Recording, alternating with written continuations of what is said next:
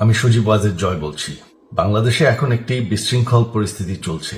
সারা দেশে আমাদের ভাঙচুর হচ্ছে, লুটপাট হচ্ছে, আমাদের শহরের বাইরে আমাদের নেতাকর্মী, আমাদের আওয়ামী লীগের নেতাকর্মীদের উপর হামলা চলছে, অনেকে হত্যা করা হয়েছে।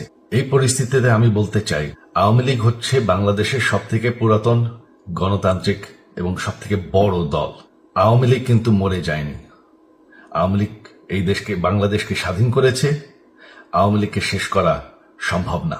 আমরা বলেছিলাম যে আমার পরিবার আর রাজনীতি করবে না, তবে আমাদের নেতাকর্মীর উপর যেভাবে হামলা হচ্ছে, এই পরিস্থিতিতে আমরা হাল ছেড়ে দিতে পারি না।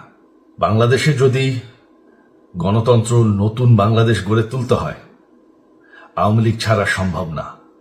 আওয়ামী লীগ হচ্ছে সব থেকে বড় দল।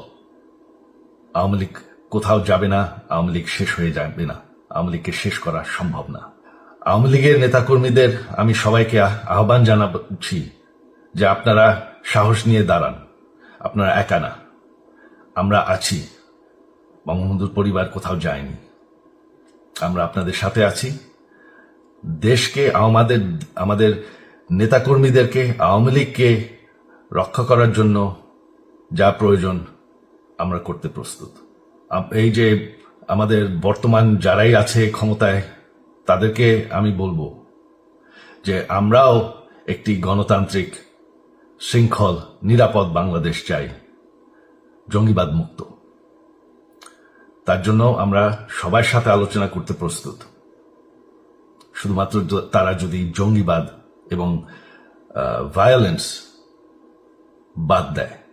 শেখ হাসিনা মরে যাননি, আমরা কোথাও যাইনি। বাংলাদেশ আওয়ামী লীগ ছাড়া গণতন্ত্র, নির্বাচন সম্ভব না।